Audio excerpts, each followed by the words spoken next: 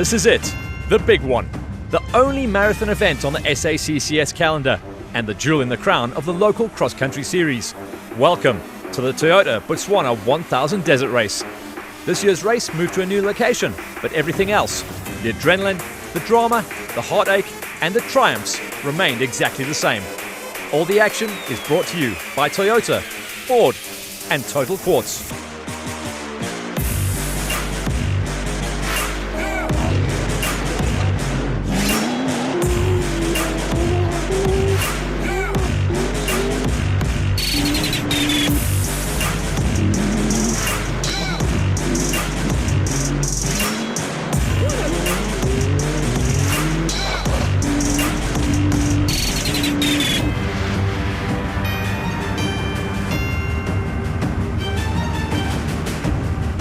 The Desert Race, as this event is known for short, is undeniably the toughest automotive event on the African continent. The race spans over 3 days, covers 1,000 rough and tough kilometers, and counts for double points in the championship. The last half-decade saw the Toyota 1000 Desert Race take place around the mining town of Juneng in southern Botswana. But now the action has moved to a new location, namely Selebi Pikway, much further to the north, near Botswana's eastern borders with southern Africa. This area is decidedly less desert and much more bushveld. So why move the race to a new area? We try and take it to the masses, to all the people of Botswana, so they can all participate and all be part of the desert experience and the race experience. And in conjunction with the Botswana Tourism Organisation, we've decided on Selebi Pikway. So we're moving around the country in batches of 4 to 5 years at a time, and we believe that serves the best interest of the local people as well as Botswana as a whole. We caught up with some of the competitors prior to the start of the race to hear about their expectations for the new route. Yeah, 1,000 Ks, you got to stay on it all the time. It sounds like it's more difficult than the last desert. I've heard it's quite narrow. I think it's going to be tricky. I think it's going to be very tough. We might be surprised with some sand out there. And a lot of red sand, I think, so that's going to play a very important role in the dust. One of the main reasons the desert is so important in the local championship is undoubtedly the fact that it scores double points and has often been a turning point in the championship. The two Toyota Gazoo Racing SA drivers are not only leading the overall championship for the production vehicles, but have taken a handsome lead in the Class FIA fight as well. With 1 win and 1 second place apiece, the two are deadlocked, 63 points, 20 clear of their nearest challenger in the form of Ernst Roberts in his Red Line Nissan Navara. The fight for Class T honours sees Ford's Lance Woolridge well in the lead of the championship after 2 rounds, with arch enemy and Toyota Hilux driver Johan Horn already 22 points adrift in second place. Jacques Van Tonder was in third place in his Ford Ranger, with Gary Berthold and Gareth Woolridge completing the top 5 after the Berg 400. Dave Huddy is the only point scorer in Class S to date.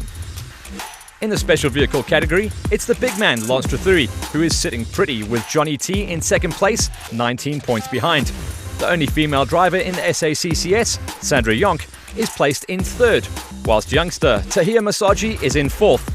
Clint Gibson, who missed out on the opening round of the season, finds himself in 5th place. For the Class Ps, it's Gosler with a 2-point advantage over McInerney. Finally, the lads in the side-by-sides have been having a great season. Werner Mostert has proven to be the comeback kid, winning twice from the back of the grid to take the overall lead of the championship. He has Jerry van der Bijl and Peter Walter chasing him down, and those two are separated by the narrowest of margins. Ash Bradbury is in 4th place after failing to complete round 2 of the series. And there you have it, the detail of how things stacked up going into round 3. So plenty on the line, especially for crews hoping to make up ground on the leaders. But there was so much more to fight for at this year's desert race, thanks to the Road to Dakar, which was again sponsored by Toyota. This race within a race offers the best placed privateer crew free entry to the iconic Dakar Rally and is certainly worth fighting for. In 2017, our own Henny de Klerk and Gerrit Skitter won the Road to Dakar and took part in the 2018 edition of the Dakar Rally. Every year, more and more South Africans either enter and compete in the race or express their intention to do so. This, of course, is all testimony of how successful the Southern African Cross-Country Series is and the overall high level of competitors that we produce. But going to Dakar, which will next year see for the first time take place in the desert environment of Saudi Arabia, is expensive. Charles Kuipers, the Competition and Competitors Relation Coordinator of the ASO, the company that organises the Dakar each year, was in Botswana to oversee this year's race within the race. Road to Dakar is the way to promote the new and amateur entry to race Dakar, and thanks to Toyota we are offering an entry fee for the next Dakar. So the winner of all the participants already registered to the Road to Dakar will win an entry fee. No less than 9 crews lined up here in Botswana, all with aspirations to win the ticket to Dakar 2020. So plenty to fight for, both in terms of the championship and the road to Dakar. We had a word with some of the key players prior to the race to get the skinny on their plans for this race and their expectations for the outcome. The men with the most pressure on their shoulders were undoubtedly the 2 guys leading the championship, Toyota Gazoo Racing SA's Henk Ladergan and teammate Janelle de Villiers.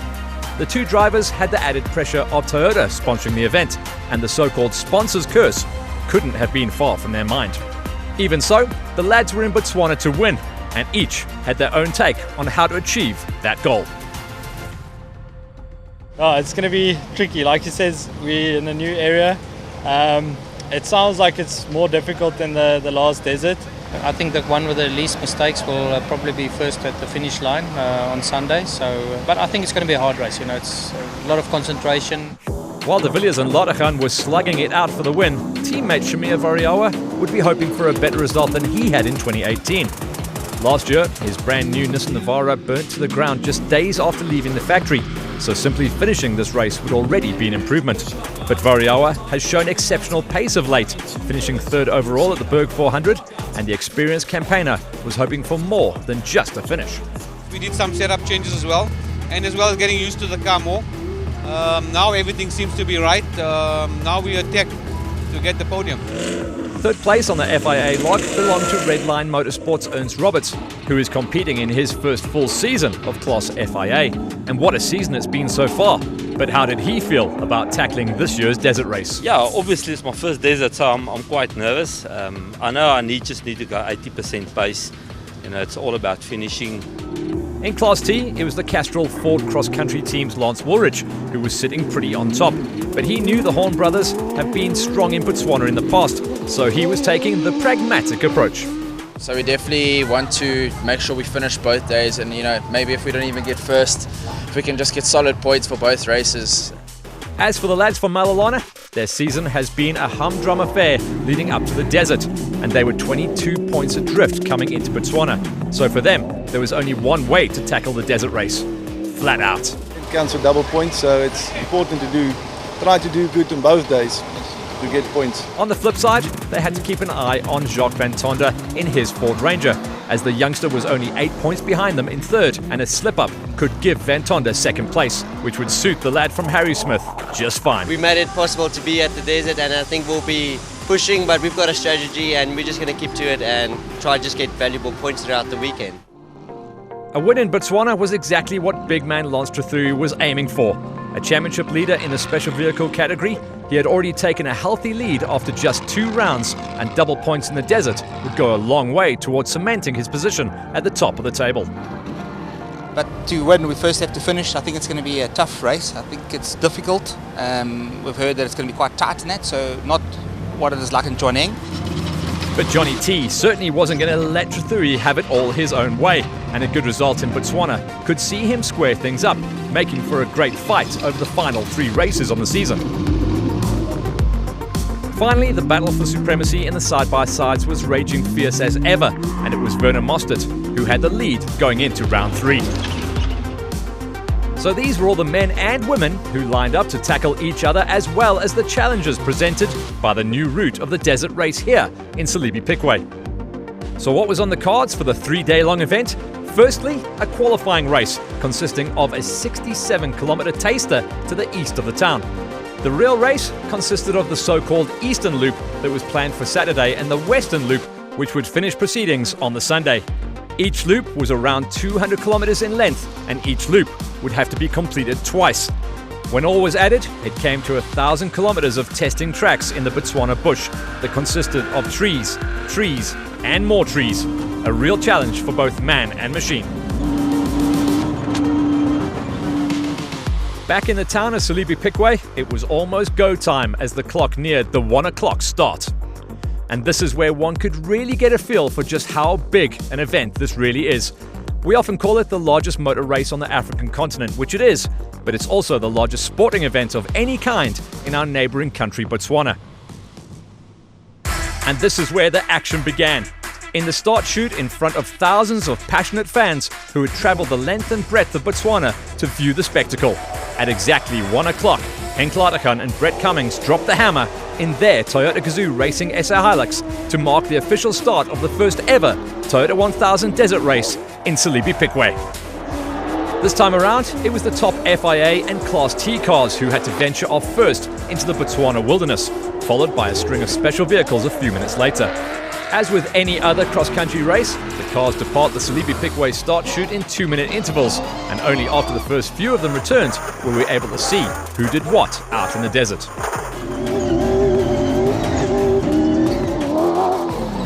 Lategan and Cummings did a great job of opening up the road at the front of the field.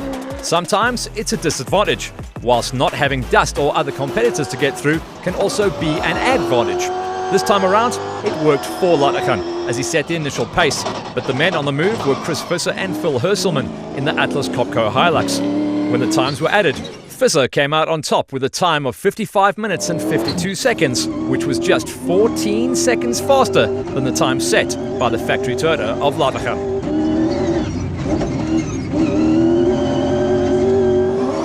And although they didn't win the qualifying race, it still looked very promising for sponsors Toyota and their Gazoo Racing SA team. Lategan's teammate Janelle de Villiers and Dennis Murphy set the third fastest time. They were followed by the third Hilux, driven by Shamir Variawa and Jean Moore, who completed the top 4 in Class FIA.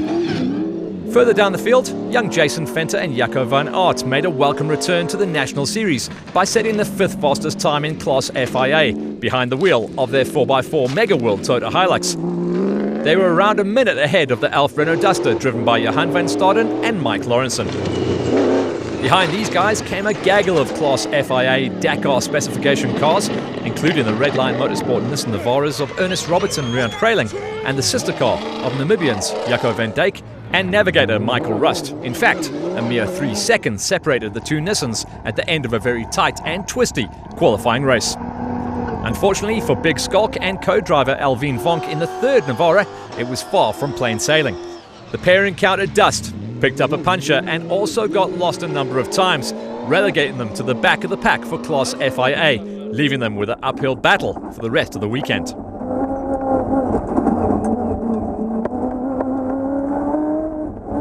There's confirmation of Chris Visser's victory in the qualifying race, the Pirelli Prologue, just a few seconds ahead of a trio of factory Gazoo Racing SA Hiluxes. Lategan was the quickest of those three, ahead of de Villiers and Variawa, with Jason Venter rounding out the top 5. The teams had only completed the 67 kilometres of the 1,000-kilometre race, but back at the designated service park, it was clear that conditions were tough. We caught up with the Toyotas of Lategan and Variawa to get their feedback. You can walk around the pits and ask the guys, and everybody's saying yes, it's going to be a tough race, and some of the guys already saying the shoulders are getting sore. So it's different. If it's anything like today, and the 1000Ks are like this, very difficult, very, very difficult. So we'll see. The perfect execution of a well-thought-out strategy is what took Chris Visser and Phil Hurselman to the top of the leaderboard. Here's Philip's account of their qualifying race. Chris, he was clinical. And I was also not too asleep on the route book, so we actually very chuffed for where we put the Atlas Copco Hilux today. Back to the action out in the bush, where the age-old battle was raging between Ford and Toyota in Class T. These cars are not built to Dakar specifications like the FIA cars, but they are generally just as quick, and in some cases, even quicker. It's here where Ford's Lance Woolridge and Ward Huxtable, as well as Malalan Toyota's Horn brothers, traditionally lock horns, and the 2019 Toyota Desert would prove to be no different. Except that this time, it was the Woolridges with the upper hand. It was the T34 Ford Castrol Ranger of Woolridge and Huxtable that topped the clock on a fast time of 57 minutes and 37 seconds. It got even better for the Woolridge and Castrol Ford clan as younger brother Gareth Woolridge and Boyd Dreyer alongside him clocked the second fastest time, just 4 seconds slower. It's exactly what they wanted. And this relegated the Malalan Toyota Hilux of brothers Johan and Werner Horn down into third position. Gary Berthold and Jeff Minott alongside him in the Atlas Copco Toyota Hilux was hoping to be in the Class T fight as usual, but the veteran of more than 100 cross-country races was feeling ill and had to settle for fourth after qualifying. It took the 4x4 Mega World Hilux of Dylan Fenter and Donovan Lubber just more than a minute longer to finish the qualifying route in their first national race of this year to claim fifth, just a few seconds in front of Desert Race debutants Vos Prinsloo and Kenneth Fenter in a Ford Ranger. David Huddy and co-driver Gerrit Skidder had some competition in Class S for a change, and worthy competition too, in the form of father and son, Jannie and Peter Visser. When the flag was waved to signal the end of the qualifying race, it was Huddy who got the first punch in by beating the veteran Visser by just less than a minute. This is what the Class T scoreboard looked like after the first 67 kilometres of racing. The name Woolridge appeared more than once, with brothers Lance and Gareth occupying the top two spots ahead of arch rivals Johan and Werner Horn. And L. Berthold still claimed fourth ahead of Dylan Fenter. Class S was setting up for a good battle between Huddy and Skidder and the Vissers.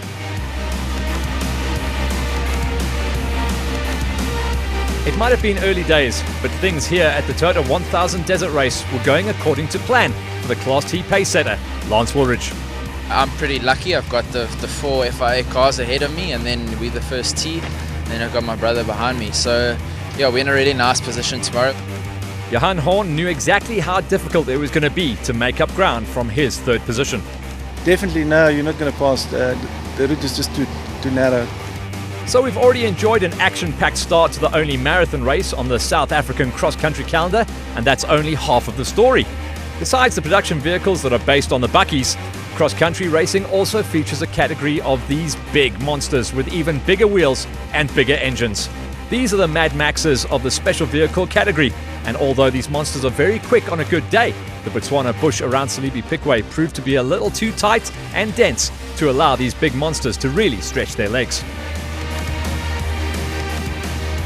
And also featuring for the first time in the desert as a national category is the side-by-side Can-Am Mavericks. And perhaps no surprise that championship points leaders, the brothers Werner and Leon Mostert, got their desert race underway by taking the qualifying race victory in their Motonetics Can-Am ahead of Dierwold van Breda and Johan de Toy by 22 seconds. And what a performance by Vickers Haasbroek and Jurgen Smith to round out their qualifying race. Haasbroek is a paraplegic who swapped his wheelchair for a Can-Am in Botswana, and what a story that would turn out to be. A little more on that later in the show. Ahead of the side-by-sides, Botswana driver Lepsi Masopi with co-driver Stewie van Kron put his local knowledge to good use to set the third fastest time in Class P, despite having some problems, whilst Julio Ferreira and Johan Besson recorded the second fastest time in their ACE-Co. But class stalwarts and championship leaders Nick Gosler and Andrew Massey once again stamped their authority on the race, claiming pole position in Class P. And finally, we can count down the Class A runners in the special vehicle category after the first installment of the 2019 Toyota Botswana Desert Race. There were all sorts of troubles for drivers like Sandra Labuschagne-Young, Keith de Toy and John Telford that kept them outside the top 5 at this early point of the race. So it was John Thompson, now partnered with Clint McNamara, who finished 5th fastest. They were beaten to the line by the striker of Clint Gibson and Alaric Smith, who went a mere 27th faster up the road. Gibson was just more than a minute slower than the big bat venom of the Voigt brothers, Ralph and Andre, who qualified in 3rd. This meant that second place was a great result for the Masagi brothers, Tahir and Tala, who were driving in their first desert race. The youngster, however, could rely on great advice from their father and other members of their family, which seemed to have helped them. But there was nothing that anyone could do about the pace of points leader and winners of every race so far this season, Lance Trethewey and Adrian Roots. The big dog knew he had to be clean and there was no room for error, so he didn't make any mistakes and took the lead of Class A. There's proof of Trethewey's name at the top of the standings ahead of the Masagi brothers, followed by another brother pairing in the form of the Voigts. Gosler's Class P dominance continued ahead of Ferreira and Masopi. And brothers Werner and Leon Mostert drew first blood in the class for the side-by-side vehicles ahead of Dewald van Breda and our paraplegic hero, Vickers Haasbroek. Let's hear from Werner Mostert following his qualifying run. We had a clean run and we had a good run, and yeah, we only just won the prologue, so we're very happy with that. Yeah. And clearly, Lance Trethewey knew that this race would pose a challenge, but the big man had a plan. To finish, that's the biggest thing. If you finish here, I think you're going to get it. It's going to be good, and get the points on the board. That's the main thing. And that was that for day one from the brand new Toyota Botswana 1000 Desert Race in Salibi Piquet. All that action and drama, and we still had 2 full days of racing to go. Join us after the break for the main event.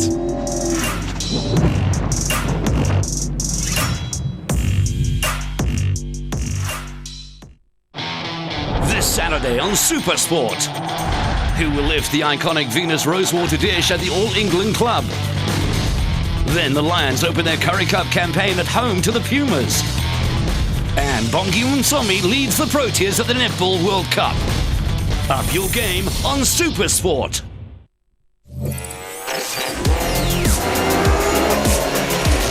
This is so quick! And it's over. MotoGP, only on Supersport.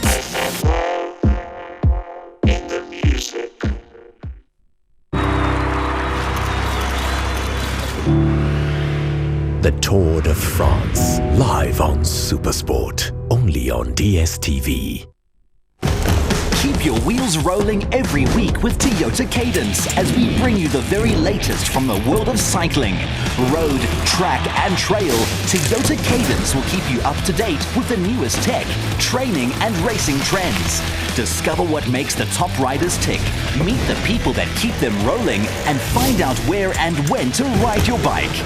Don't get dropped. Stay in the peloton with Toyota Cadence, only on Supersport. Who will soar to new heights at Laguna Seca?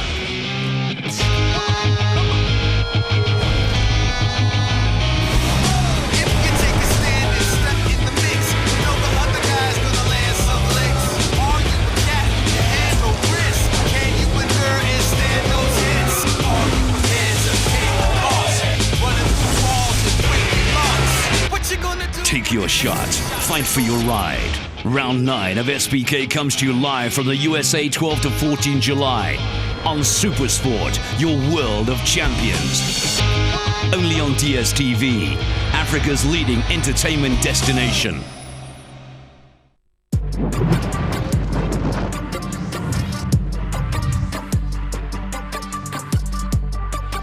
Welcome back to Botswana and the town of Salibi Piquet in the northeast of our neighbouring country for the largest motorsport event on the continent and the biggest sporting event in Botswana. Motorsport fans from all over gathered to witness the spectacle, which kicked off at exactly 8 a.m. when Chris Visser dropped the clutch in his Class FIA Atlas Copco Toyota Hilux to get the real desert race underway. Visser was followed by a string of Toyota Gazoo Racing SA cars with Henk Ladergan, Janelle de Villiers and Shamir Variawa behind the wheels. Next up were the 2 Castrol Ford cross-country Rangers of brothers Lance and Gareth Woolridge. One by one, over the next hour or more, nearly 40 race cars and crews ventured off in 2-minute intervals into the African bush in their respective quest for desert race glory. This is the race that every driver wants to win, but it's called a marathon race for a reason, and it didn't take long for the drama to start. A few kilometers in, and the stopwatch was starting to tell a story. Opening the road on any race is never easy, as there are no tracks to follow, and you have to find your own way, which is exactly what Chris Visser and Phil Herseman were doing in their Atlas Copco Hilux. Henk Ladergan and Brett Cummings were quick to grab the opportunity as the Toyota Gazoo Racing SA Hilux quickly closed in on the Hilux ahead of them. So on paper, and after the second checkpoint, Ladergan took over the virtual lead of the race, but that was as far as he could go for now, as on the road he was now stuck in the dust of Visser's Hilux, and with no room to pass, that was where he would stay for most of the day. Behind the leading pair, Janelle de Villiers and Dennis Murphy were very much in the same boat. With 2 sets of tracks to follow, de Villiers quickly moved up a position on the virtual leaderboard. But out in the bush, he was happy to sit back and not attempt to pass on anyone, which could result in disaster.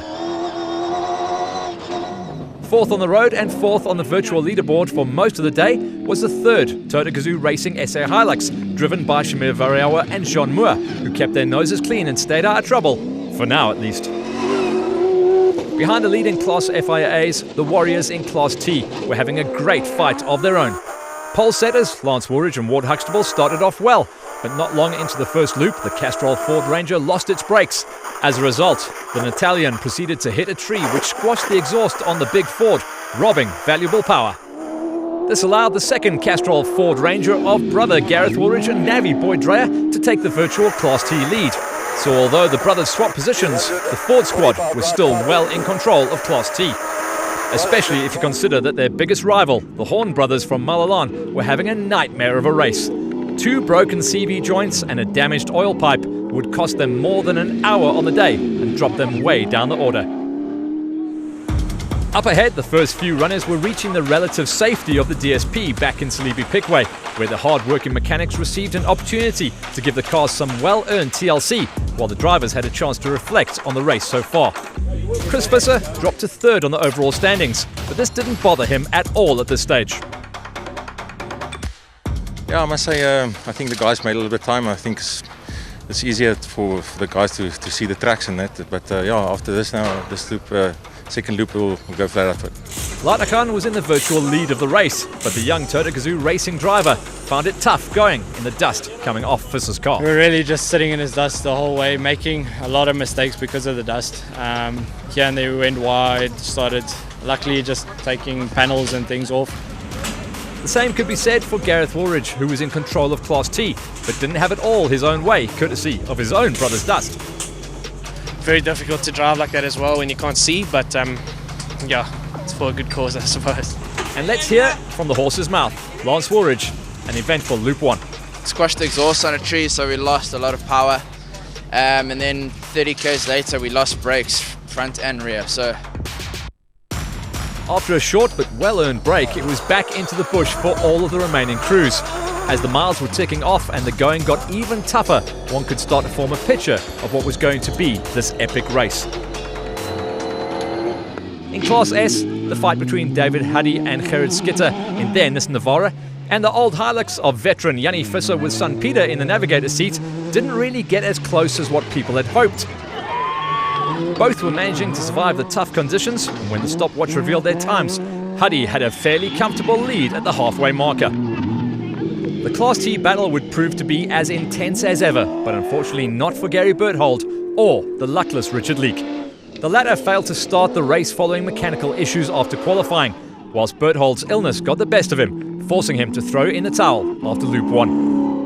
The last crew to reach the DSP at the end of a tough day one were Desert debutants, Tion Joubert with Henry Kerner reading the notes. The former rally driver's plans were simply to finish, and so far, so good.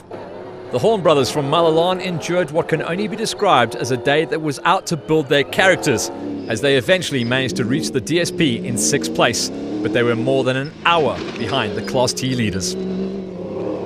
Ahead of them and safely in 5th position at the race's halfway marker was the 4x4 Mega World Toyota Hilux of Dylan Fenter and Donovan Lubber, who were aiming to record their first desert race finish. The 2019 desert race was also all new for newcomers Force Prinsloo and Kenneth Fenter in their ex-Neil Woolridge Motorsport Ford Ranger. Prinsloo assisted a fellow competitor who was stuck in thick sand and struggled without brakes for around 160 kilometers, but still ended the day 4th in class. The first half of the desert race would prove to be a good one for the Fords in Class T, as a trio of Rangers occupied the top 3 spots at the end of the first day. But in which order? Reaching DSP and Salibi Pickway in 3rd place was the Ford Ranger of Jacques Van Tonder and co-driver Sammy Redlinghuis. Van Tonder drove clean and consistent, exactly what you need to be doing to stay in the fight for a podium place. This meant that brothers Lance and Gareth Woolridge would be at the top of the Class T standings at the end of day 1. Lance had a few misfortunes during Loop 1 that dropped him behind his brother, but this time it was Gareth's turn to run into some trouble after their Castrol Ford Ranger hit a rock. The younger of the two Woolridges nursed his car home for many miles, losing the class lead and around 13 minutes of race time in the process. Yeah, second lap was really clean. We didn't have any problems, we didn't stop for anything. So yeah, it just ended well. So that's how it shaped up in Class S and T at the end of Saturday. But what about the teams racing in Class FIA? Multiple champions Janelle de Villiers and Dennis Murphy set the fastest time of all during the first loop. But the Toyota Gazoo Racing SA Hilux made contact with a tree stump whilst almost flat out in 6th gear. As one can only imagine, it severely hampered their progress. I hit a tree stump, but I mean, still it was my mistake on the right front. And then it bent our front lower wishbone. After a few difficult repairs out in the bush, the pair did manage to get going once again, but had lost over an hour. Classified just ahead of de Villiers on the overnight scoreboard was Jason Fenter in the 4x4 Mega World Toyota Hilux. They were running much higher up, but were stuck for a long time and ran without brakes on Loop 1. Not quite what the young man wanted, but he recovered well on Loop 2. And after a poor qualifying the day before, Schalk Burger and Alvin Vonk had to do it all on the Saturday. They fought dust, chopped down a few trees, and clawed their way back into contention. Burger's battle was with Namibians Jaco van Dijk and Michael Rust in an identical Redline Motorsport Nis Navara, not only for position in Class FIA, but also for the coveted Road to Dakar prize. At the halfway mark of the event, it was advantage Van Dijk as the Namibians reached the DSP with an 8-minute lead over Burger.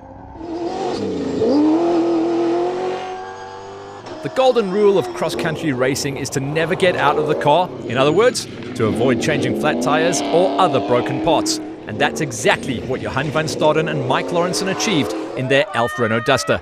Van Staden had a very pragmatic approach, which obviously served him well. If you fit between the two trees and you have 5 scratches left, 5 scratches right, you got it right. Someone who has tasted victory in Botswana before is Shamir Variawa, but that was from behind the wheel of a special vehicle, and some years ago too. This was Variawa's first outing at the desert from behind the wheel of a factory, Gazoo Racing SA Hilux, and the man who now lives in Dubai did his team proud by claiming 3rd place at the halfway marker. After starting first on the road, Chris Visser did exactly what he had to do all day, and that was to go fast and avoid trouble at the same time. The Atlas Copco Hilux ran faultlessly, and although Visser and Hurselman surrendered the overall lead on the day, he wasn't too phased about it just yet. Yeah, no, it's fine. No, yes, you can open the road tomorrow. It was a tough day behind the wheel for Toyota Gazoo Racing's Henk Ladergan and Brett Cummings. The youngster battled in Visser's dust all day, but when the times were added, he still managed to reach Salibi Pickway with an overall lead of just over a minute. And you can't see anything, and then if the road goes even slightly to the right or the left, you fly into the trees. So we had a couple of moments like that. Confirmation of Ladergan's lead of 1 minute and 5 seconds over Chris Visser at the halfway marker of the desert race. Variawa was in 3rd overall and in Class FIA, ahead of Van Staden and Van Dijk. It was an all-Ford affair in Class T, with the 2 Woolridge brothers well in control at the top of the standings, ahead of Van Tonda and Prinsloo, with Venter rounding out the top 5. Huddy had the upper hand over Jannie Visser in Class S. So that's how things stacked up in the production vehicle categories. But what about the category for special vehicles? Well, these guys had an even more difficult story to tell, as these monsters with their big wheels and wide tracks found the going really tough and tight on the twisty route. There were only 3 entrants in Class P of the category, with local Botswana driver Lepsi Mosopi ending the day as the final finisher in class. The scoreboard showed Julia Ferreira in 2nd, just less than a half hour ahead of Mosopi, but well off the leading pace set by class champions and stalwarts, Nick Gosler and Andrew Massey. Their Zarco Magnum didn't miss a beat, and the pairing somehow avoided the trouble out there in the Botswana bush to enter the last part of the race as the odds-on favourite in category. The growing class for the side-by-side vehicles saw all 7 reach the race's halfway marker. British driver Michael Tilney was the last of the Can-Am Mavericks across the line, with a time of around 7 minutes slower than 6th place Marcus Labuschagne. Dean Bradbury was next up with a time of 7 hours and 21 minutes, around a minute and a half slower than 4th placed Christo Rose. And how's this for performance? Paraplegic Vickers Haasbroek, with Jurgen Smith reading the notes, finished the halfway marker of the Fiat Desert Race in 3rd place, and that after spending more than 7 hours in the saddle and manhandling the Can-Am with only the use of his arms and hands. Dierwold van Breda completed this section of the race in second position, whilst the Mostert brothers, Werner and Leon, once again cemented their position as the ones to beat in side-by-side cross-country racing. Yeah, it was a long day in our saddle. We had to work hard. So the Mosterts would go into the final day of the race with a lead of more than 5 minutes over Van Breda, with the amazing Haasbroek very much still in contention in third. All that remained for the Saturday was to add the times for the runners in the Mad Max Class A of the special vehicle category. Unfortunately for them, both Zahir Badania and Sandra Labuschagne-Jonk would not trouble the timekeepers on Saturday, as both were forced to retire from the event. And Botswana resident Keith du Toit, who had high hopes of a good finish on home soil that could have also earned him a ticket to Dakar. But his race was ended prematurely when his bat collided with one of the many trees along the route, sending one of the most popular drivers and crews to the sidelines. The Voigt brothers, Ralph and Andre, are usually very quick, but the pair found the going tough and brought their Bat Venom home in 6th position, around 8 minutes slower than 5th place John Thompson alongside Clint McNamara, who ended 5th in their Zarco Challenger.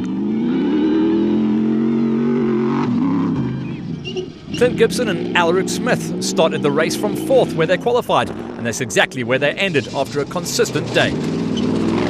And speaking of consistent, John Telford, with Victor Nsheki alongside him in the Bat Warbird, was consistently quick, fighting his way up from 7th where he started to an eventual 3rd place at the end of the first day of racing. Some would say that if it wasn't for bad luck that the Masaji brothers Tahir and Tala would have no luck at all. Well, for once, they managed to avoid Lady Luck as they reached DSP in Salibi Piquet with the 2nd fastest time in their striker. So some of the special vehicle guys were having good days and others not so good. But it meant nothing to this guy who proved to be in a class of his own.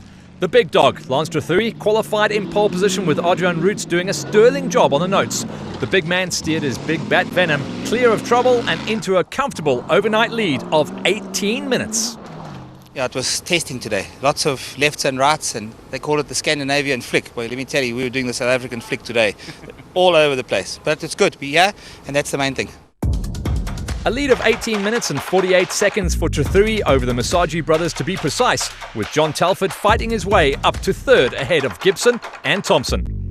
Class P was once again all about Nick Gosler, with Ferreira and Masopi rounding out the scoreboard. And that was all she wrote, for now at least. After qualifying on the Friday and 2 grueling loops through the African bush on Saturday, the Tour de Botswana 1000 Desert Race has only just passed the halfway mark.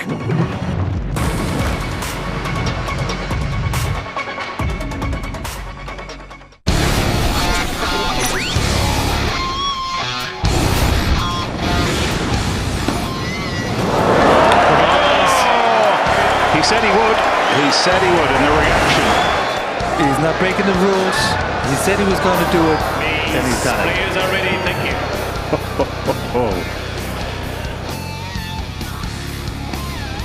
No, it's another. What? And this one wins the game. Are they boos? I think he's getting the bird here from centre court.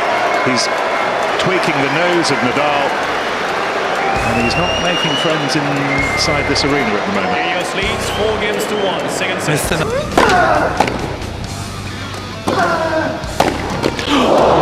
Not happy. Not happy. I mean, dude's got how many slams?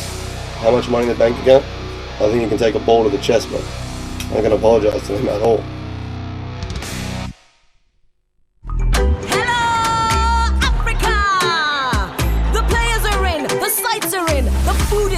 Everyone's in. Catch Hello Africa on Supersport on DSTV. Full house. Everyone wants to witness it. Everyone wants to see the Ashes.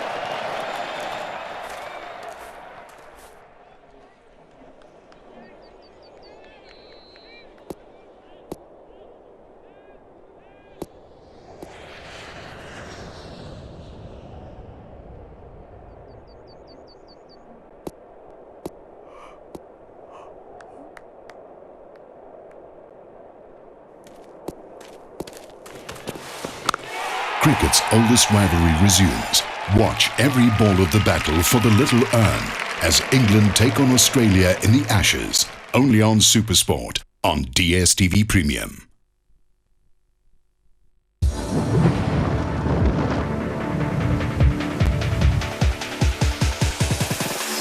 Welcome back to the town of Selebi Pikway in the east of Botswana, where thousands of local motorsport fans have gathered to find out who all the respective winners of the famed Toyota Botswana 1000 Desert Race were going to be. The remaining crews have survived 2 days consisting of a qualifying race as well as 2 loops of treacherous route through the Botswana bush. On the cards for the final day, more of the same, with another 2 loops covering 400 kilometers, but this time to the southwest of the town. There are a few stories so far that made the headlines. Pre-race favourite Janelle de Villiers hit a stump that took him out of contention, but teammate Henk Ladegan was in good shape at the top of the leaderboard. The Fords were ruling the roost in Class T, whilst Lance Trethuri was untouchable in Class A. And then there was this guy. This is Wikus Haasbroek. As if it wasn't enough of a challenge to take on 1,000 grueling kilometres through the Botswana bush, Wikus competes in the side-by-side category, but without the use of his legs. This means his Can-Am Maverick has been modified in such a way that his hands and arms can handle all the controls, including the accelerator and the brake. But let's leave it to Wikus to explain. No, well, on my left hand, this is steering. I put my wrist inside, and I steer with my left hand. And my right hand goes inside here. And when I pull back, it's the acceleration. When I push it forward, it's the brake. What a remarkable story about a remarkable person. But back to the bush, where Wikus and his fellow side-by-side competitors were battling the route and each other on the final day of the Toyota Desert 1000. All 7 Can-Ams started the final morning, but throughout the final day, no less than 3 of them were forced to park their steeds and call it a day. The ex-Botswanan driver Michael Tilney partnered with Ryan Pinker with the last of the classified finishers and finished around 30 minutes behind Christo Rose and Dirk Swart, who could be very proud of claiming a podium position at their first Botswana outing. Competing at the desert race is one thing, finishing the desert race is another, and claiming a podium position in the process is fantastic. But doing it all with only your hands and arms and without the use of your legs is simply exceptional. That's exactly what young Wikus Haasbroek and Navi Jurgen Smith achieved here in Botswana. In the end, the debutants came within 7 minutes of the overall victory, but this belonged to the class stalwarts and championship points leaders, Werner and Leon Mostert, who drove a faultless race. With double points in the bag, the 2 brothers now have a commanding lead on the championship points table. After 13 hours and 43 minutes in the saddle, the names of Mosterts topped the results, just 7 minutes ahead of the remarkable Haasbroek, with Rose and Tilney completing the top 4. What a moment for these competitors to not only reach the finish of the toughest event on the calendar, but to end it with the sweet taste of champagne. I've tried 4 times now, and it's the first time that I actually finished the race, and winning it is just a bonus for us on top of it. So that's how it ended for the guys in the side-by-sides. But what about the 3 musketeers in Class P? Remarkably, all 3 managed to reach the end of the race. Spare a thought for local hero Lepsi Mosopi, who together with Stewie van Graan spent more than 16 hours in the saddle. The reward, a 3rd place finish. Julio Ferreira and Johan Besson gave it their all, which was good enough to nab 2nd place in the end. But neither of them could do anything to bother Nick Gosler and Andrew Massey. The 2 veterans did what they do best by reaching the finish and beating their rivals in the process. And a great birthday present for Massey, who celebrated his birthday in the Zarco seat on the Saturday of the event. This was not the first time that Gosler and Massey sprayed champagne from the top step of the podium, and it will probably not be their last either. So on we move to the big thunder of Class A, where no less than 7 crews still had podium aspirations on the final day in the desert. Unfortunately for them, only 4 would reach the finish, with only space for 3 on the winner's podium. There was consolation for the Voits in the fact that they scored some points towards the championship over the weekend, but failed to finish the complete race, where they joined the likes of Sandro Jonk and the Bedanyas on the sidelines. And there was heartache for Johnny T, or John Telford, and Victor Nsheki, who drove brilliantly on Saturday to climb up to third, only to break a front control arm on Sunday, which forced them to retire from the race.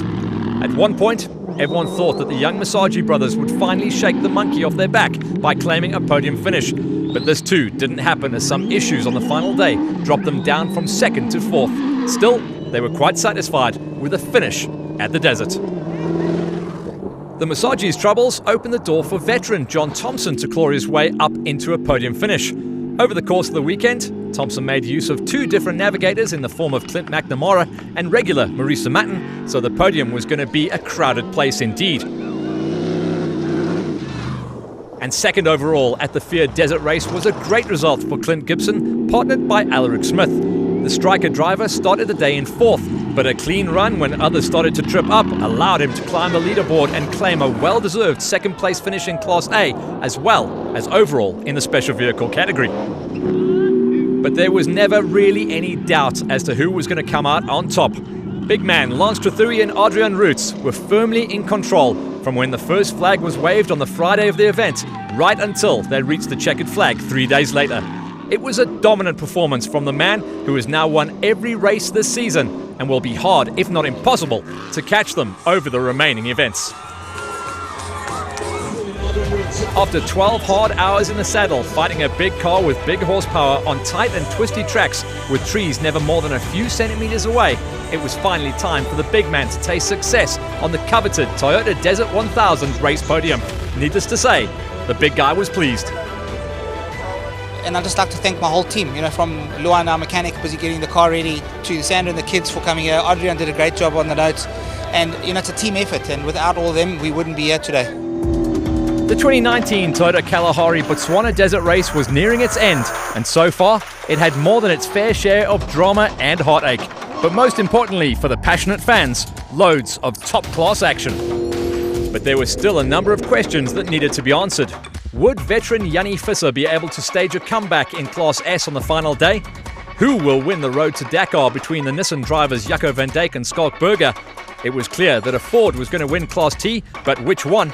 And finally, could Henk Ladergan hang on to the lead on the final day to claim an emphatic victory for sponsors Toyota on their home event? Or will the dreaded sponsors curse have something to say on the final day? Let's start with the first question, the fight between David Huddy and Jannie Visser in Class S. The wily old fox Visser, in his aging Hilux, started the day with a deficit of around 5 minutes, but even he couldn't do anything to affect the outcome. In the end, he had to settle for second place, but got to add yet another desert race finish to his long list of achievements. On the day, the Nissan Navara combination of Dave Huddy and Gerrit Skidder proved to be too quick as they powered their way to a Class S victory after more than 13 hours of flat-out racing through the African bush. Huddy kept it clean throughout the weekend, and that's exactly how you win these races, as tough as the ones here in Botswana. Coming out here knowing that we had to chase this time. It's round 5 for us at the desert, and we finally brought her home in the first place. So that was one question answered, but what about the next one?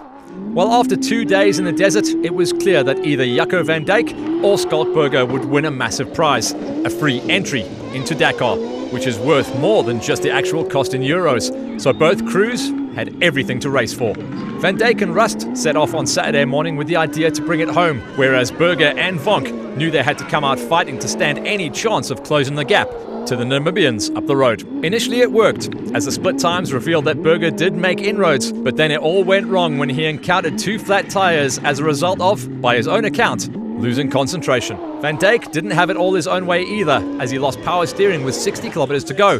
But in the end, the Namibians did enough to win a ticket to the world's toughest race. It's still sinking in. Still a dream, but it's reality at last. Class T is the premier class for South African competitors who don't necessarily want to go to Dakar, and it's where Tiaan Schubert, with co-driver Henry Kerner alongside him, recorded their first desert race finish at their first attempt. Schubert was beaten to the flag by youngster Dylan Fenter and Donovan Lubber in the 4x4 Mega World Toyota Hilux, who enjoyed an eventful race, but were happy to reach the finish nonetheless. This was a weekend to forget for former Class T champions Johan and Werner Horn. The Malalan Toyota Hilux lost loads of time on Saturday, and racing further down the field in the dust on tight tracks with no room to pass, meant that fourth was as high as they were going to go.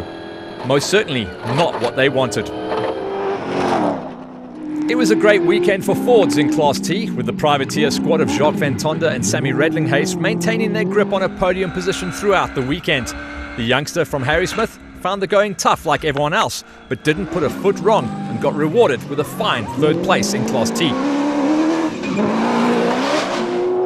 At the very front of Class T though, it was a family feud between the Woolridge brothers, Lance and Gareth. Both had to lead the race at some point, but when the lights turned green on the final day, it was Lance who had a fairly decent margin over his younger brother Gareth. The gap between them at the start of the day was around 13 minutes, and after 12 hours of racing, the gap remained at 13 minutes. Both brothers reported difficult times behind the wheels of their Castrol Ford Rangers, but both were happy to reach the finish line and claim a 1-2 for the team in the process. Very, very happy. We had a fantastic car beneath us. The guys have done some amazing work in the workshop. A great weekend for the Fords in Class T, with Lance taking the win over brother Gareth and Van Tonder rounding out the podium in third. And final confirmation of Huddy's victory over Jannie Visser in Class S. So that's how things stacked up for most of the brave men and women who survived 1,000 kilometers in the Botswana wilderness. And still we need a few more answers, such as who would win the Toyota Desert 1000 race. Ernst Roberts and Rian Kraeling's sole objective was to finish the race, but sadly for the Redline Motorsport pair, they were unable to complete the Saturday part. Jason Venter and Jaco van Aert did indeed complete the first half of the race, despite driving a large portion of the route with only two-wheel drive, only to have a hydraulic gremlin on the final day force them to the sidelines and then out of the race.